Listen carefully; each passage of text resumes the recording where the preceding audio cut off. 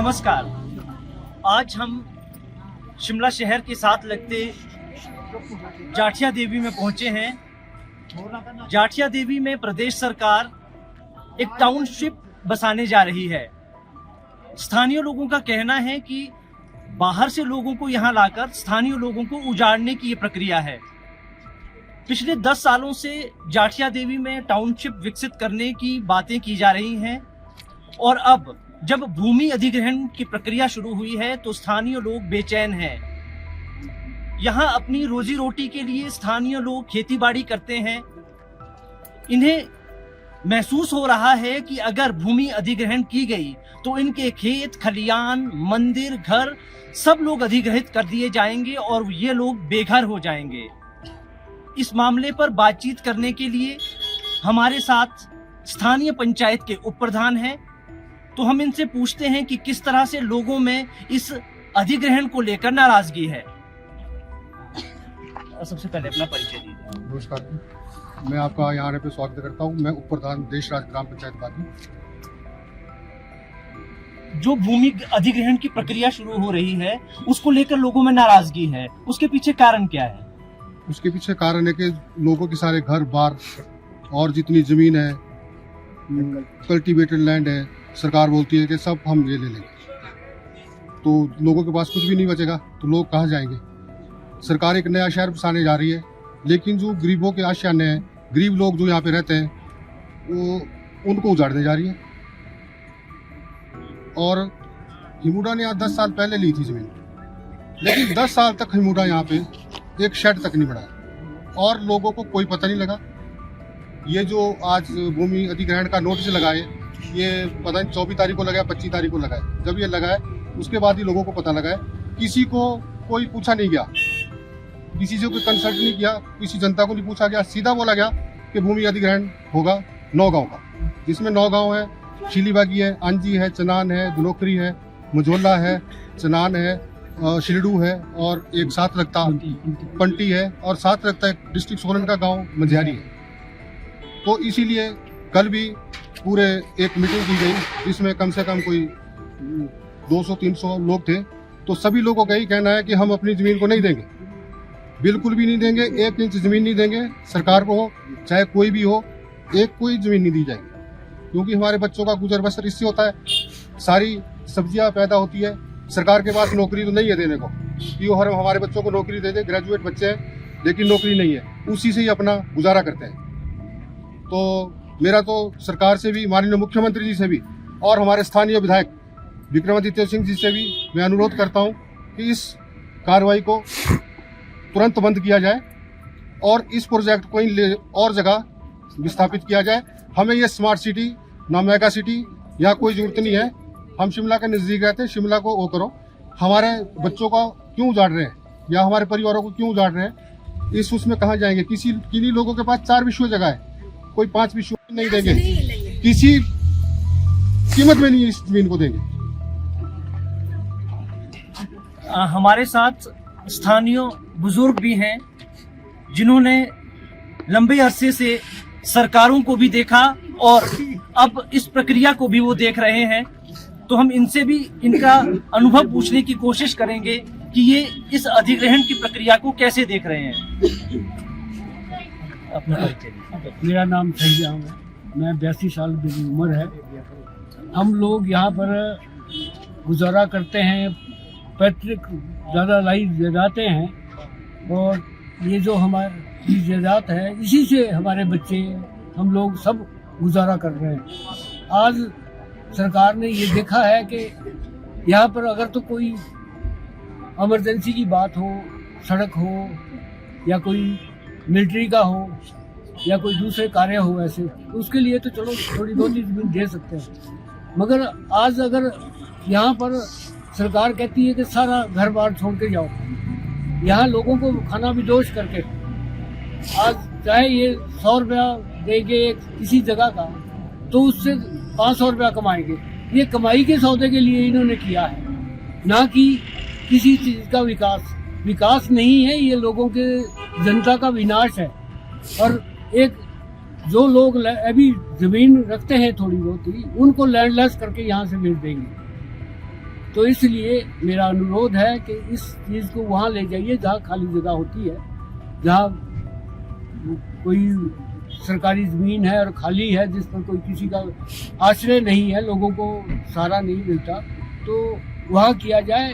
बाकी लोगों की यहाँ पर यही रिजमेंट आपस में जेंटलमेंट है कि हम लोग बिल्कुल भी किसी भी कीमत पर इस ज़मीन को नहीं देंगे। अपना गुजारा, अपने बाल बच्चों के जो इनकम का सोर्स है कल को, उसको हम नहीं जाने देंगे। ठीक है, थैंक यू। शुक्रिया। स्थानीय लोगों को, विशेषकर देव समाज को एक आशंका है कि जब भूमि का अधिग्रहण किया जाएगा तो सदियों से जो आस्था के केंद्र हमारे मंदिर हैं उन्हें भी उजाड़ दिया जाएगा। तो देव समाज के प्रतिनिधि भी हमारे बीच हैं, देवता जुनगा के कारदार, वो इस मामले को कैसे देखते हैं, हम उनसे भी प्रतिक्रिया लेते हैं। अपना परिचय।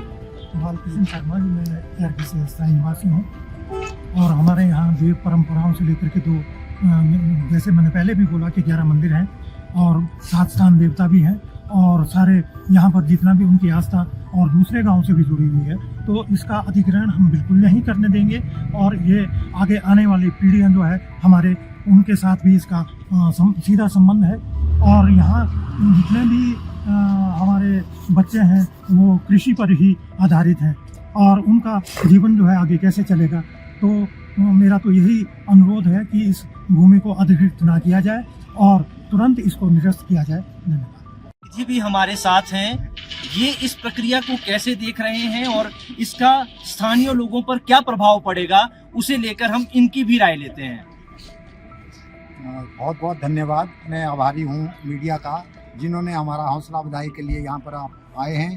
और हमें बहुत इससे जागृति लोगों में हुई है जब से आप 2-3 दिन से जुड़े हैं। इस समस्या जो हमारे साथ आ रही है, मेरा नाम मदन लाल शास्त्री है और मैं सेवानिवृत्त शास्त्री पद से हूँ और मैं मंदिर में एक मोहतमीम भी हूँ और साथ में इस पंचायत में 10 वर्ष तक प्रधान रहा हूँ, 1985 से 95 तक। इस विषय में मेरा ये कहना है कि ये कुछ सर्वे यहाँ पर चल रहा था, लेकिन उस सर्वे का सबको पता नहीं चल पाया कि वो क्यों सर्वे हो रहा था।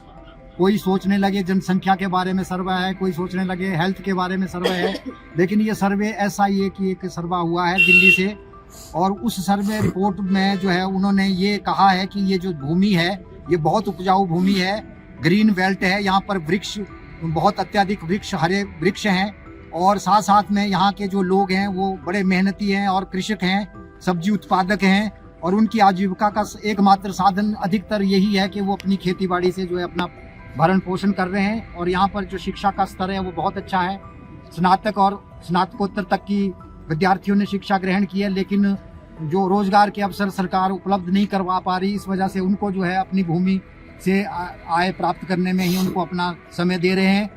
जब यहाँ पर 25 तारीख को हमने सूचना पट पे, पंचायत की सूचना पट पे देखा, तो मैंने व्हाट्सएप के माध्यम से अपने सारे पंचायत के लोगों को आगाह करवाया कि इस तरह से 29 तारीख को एसडीएम साहब यहाँ पर सुनवाई करने आ रहे हैं। सेक्शन 4 का जो है ये नोटिस जो है प्रक्रिया शुरू कर दी गई है और उसमें साहब कहा है कि इसमें नोटिस में ये लिखा है कि उनको जो है पुनर्स्थापना की जाएगी यहाँ के लोगों की।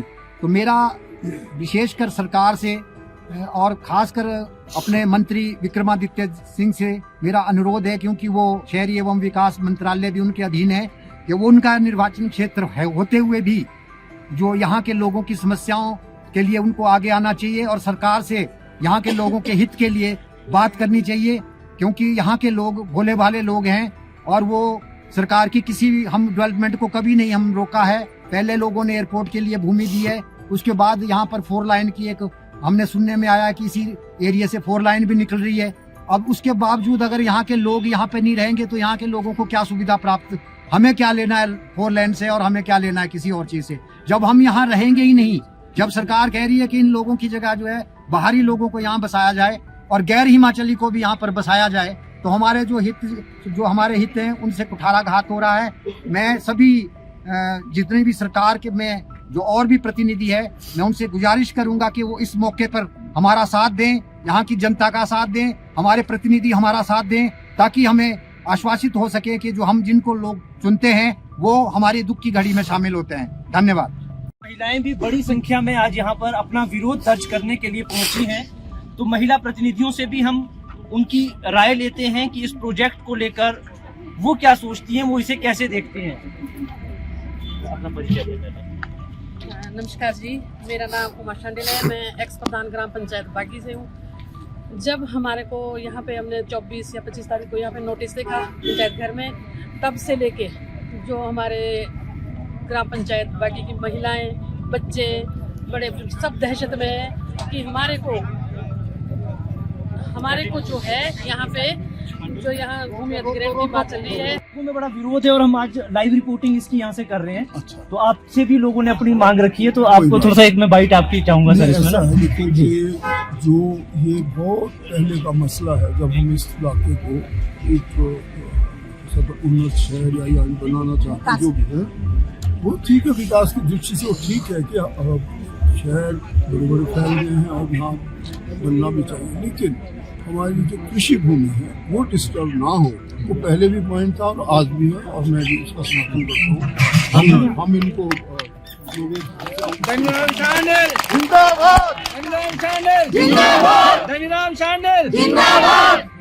चीज को किया जाए, लिखा जाए और इसको ध्यान से देखिए ऐसा कोई जबरदस्ती। हमारे साथ उपमंडलाधिकारी शिमला ग्रामीण मंजीत जी हैं। इन्हीं की अध्यक्षता में यहाँ पर ग्रामीणों से बातचीत की जा रही है, उनकी आपत्तियां जानी जा रही है। तो हम इस विषय में मंजीत जी से बात करेंगे कि ये क्या प्रक्रिया है और भविष्य में इसका क्या महत्व है। सर नमस्कार। नमस्कार। ये हिमुडा जो हमारी संस्था है सरकार की, वो एक कॉलोनी, एक टाउनशिप बनाना चाहती है, जिसके लिए उन्होंने इस जाठिया का जो क्षेत्र है, इसकी जो एक पंचायत है बागी, उसके कोई 8 गांव को चिन्हित किया है और लगभग 5-6 हज़ार बीघा के करीब ज़मीन है जो लोगों की है, और कुछ उसमें सरकारी भूमि भी है। सरकारी भूमि कम है, लोगों की अपनी मलकियत अधिक है। उसको एक्वायर करने का विचार है हिमुडा का, और टाउनशिप बनाने का विचार है। और जब इस तरह के एक्विजिशन होंगे या टाउनशिप बननी होगी, तो उसके लिए ये ज़रूरी है कि जो नियम है, जो अधिनियम है हमारा लैंड एक्विजिशन एक्ट 2013 का, राइट टू फेयर कॉम्पनसेशन वाला जो एक्ट है, और उसके अधीन फिर जो नियम बने, रूल्स बने गवर्नमेंट के, हिमाचल सरकार के 2015 के, वो ये ज़रूरी कर देता है कि भाई लैंड जब भी एक्वायर हो तो उससे पहले एक्वायर की जा रही भूमि और वहाँ के लोग जिनकी ज़मीन एक्वायर हो रही है, उनके ऊपर इसका सामाजिक आर्थिक क्या प्रभाव पड़ेगा, उसकी एक रिपोर्ट तैयार कर ली जाए, ताकि जब लैंड एक्वायर हो तो उनको जब एक्विजिशन होना है तो उसके रेट्स क्या हों, या उनकी रिहेबिलिटेट करना है, उनको रिहेबिलिटेशन होनी है, वो कैसे की जाए। तो इसको लेकर के जो नियम का जो रिक्वायरमेंट वो ये है कि एक सोशल इम्पैक्ट असेसमेंट रिपोर्ट बनती है, और सोशल इम्पैक्ट असेसमेंट रिपोर्ट जो है एक्वायरिंग एजेंसी बनवाती है, और वो एक संस्था है, यहाँ मैसर्स कबाट करके संस्था है एक, और अग्रिमा कबाट और अग्रिमा करके एक संस्था है, उनको ये काम दिया गया था। उन्होंने एक draft social impact assessment report तैयार की है, और आज का दिन उसके लिए निर्धारित इसलिए किया गया है कि भाई जो उनका आकलन है उस संस्था का, उस प्राइवेट जो ऑर्गेनाइजेशन है जो इसको बना रही है, जिसमें सोशल इम्पैक्ट असेसमेंट बनाई है, तो क्या उस संस्था ने अपनी रिपोर्ट में इस तरह के एक्विजिशन से लोगों के सामाजिक और आर्थिक जो उसका परिणाम होगा, जो प्रभाव पड़ेगा, क्या उसमें सभी पहलुओं को छू लिया या नहीं छुआ है, या लोगों ने कुछ और भी कहना है जो लोग चाहेंगे कि भाई उस बात को जो है इसमें शामिल किया जाए, हम तो इस तरह से भी प्रभावित हो रहे हैं, ये बात आपने इसमें नहीं लिखी है। उसके लिए प्रत्येक जगह जो है एसडीएम स्तर के अधिकारी जो है उसकी सुनवाई करता है, और वो जो बातें वहाँ के लोग हमारे ध्यान में लाएंगे कि ये बातें भी इस असेसमेंट रिपोर्ट में आनी चाहिए, वो हम इनको बता देंगे। फिर वो इसको फिर उसमें इनकॉर्पोरेट करके एक फाइनल डॉक्यूमेंट तैयार करते हैं, उसके आधार पर जो है अगली कार्रवाई होती है, फिर उसमें एक्विजिशन है, रिहेबिलिटेशन है, सारी बातें। धन्यवाद सर। जाठिया देवी टाउनशिप ये हिमाचल प्रदेश के मुख्यमंत्री सुखविंदर सिंह सुक्खू का एक ड्रीम प्रोजेक्ट है। हिमुडा को इस प्रोजेक्ट को अमली जामा पहनाने की जिम्मेवारी सौंपी गई है। जिस तरह से लोगों का विरोध सामने आ रहा है, तो ये प्रोजेक्ट खट्टाई में पड़ता नजर आ रहा है। इस मुद्दे को लेकर जो भी नई अपडेट होगी उससे हम आप लोगों को अवगत करवाएंगे। बहरहाल इजाजत दीजिए, कैमरामैन सहयोगी नरेश भारद्वाज के साथ मैं विश्वास भारद्वाज। नमस्कार। आपके राज्य की खबरें, आपके शहर की खबरें सबसे पहले जानने के लिए देखते रहें अमर उजाला। चैनल को सब्सक्राइब जरूर कर लें और पाएं हर अपडेट।